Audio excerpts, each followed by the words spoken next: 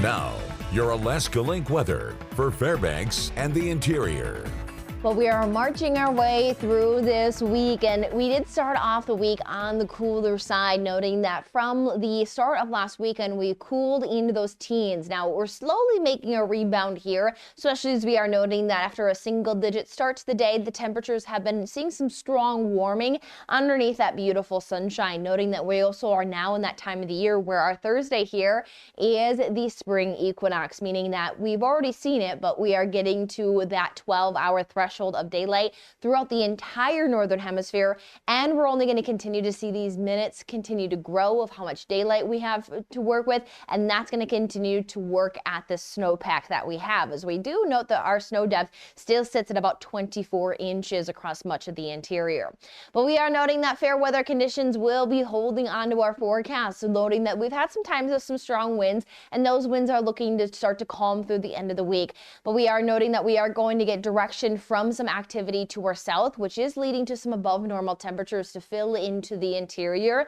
as we're even noting that this weekend high temperatures could be nearing the 40s. So with the sun angle we have and those types of temperatures, definitely going to start to see some work on that snowpack, which is very typical for this time of the year, to start to talk about losing that snowpack, as well as starting to see that we get to maybe talking those temperatures into the 40s hanging around. As we will note too, as we have a beautiful weekend, we're going to rinse and repeat a pleasant forecast for next week. Now here into our Thursday, we have that single digit start to the day, but we do improve temperatures to those lower 30s, looking pretty seasonable for this time of the year. If anything, slightly above normal there, with a start at 7 degrees to head to a high 32. The day is going to be paired up again with more times of that beautiful sunshine. There is still some energy to the south, but we are noting that most of that energy is going to start to fall apart as we head into our Friday, which is going to continue to hold us to more of these bright sky conditions. Now, bright skies bring 12 hours and 19 minutes of daylight for our spring equinox. Again,